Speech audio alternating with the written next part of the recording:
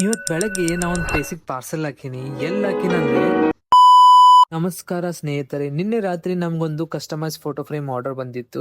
ಕಸ್ಟಮರಿಗೆ ನಾಳೆ ಬೆಳಗ್ಗೆನೆ ಆರ್ಡರ್ ಬೇಕಿತ್ತು, ಯಾಕಂದ್ರೆ ಅವ್ರು ನಾಳೆ ಬರ್ಡೇ ಇತ್ತು.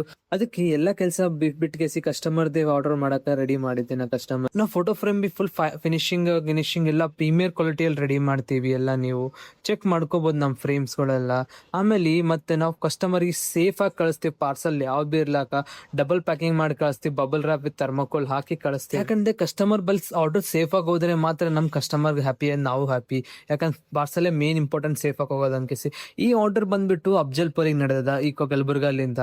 ನಾ ಇವಾಗ ಬೆಳಗ್ಗೆ ಎದ್ದು ನಾ ಬಸ್ ಸ್ಟ್ಯಾಂಡ್ ನಡೆದೀನಿ. ಯಾಕಂದ್ರೆ ಈ ಪಾರ್ಸಲ್ ಮುಂಜಾನೆ ಕಸ್ಟಮರ್ 10 ಗಂಟೆ ಒಳಗೆ ಬೇಕಂದ್ರು ಸರ್.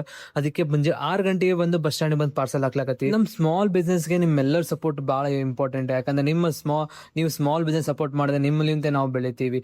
ನಿಮ್ಗೂ ಏನೋ ಕಸ್ಟಮರ್ಸ್ ಕೀ ಚೈನ್ಸ್ ಏನಾರು ಬೇಕಂದ್ರೆ ನಮ್ಮ ಪೇಜ್ DM ಮಾಡಿ. Thank you for watching. Please follow my page.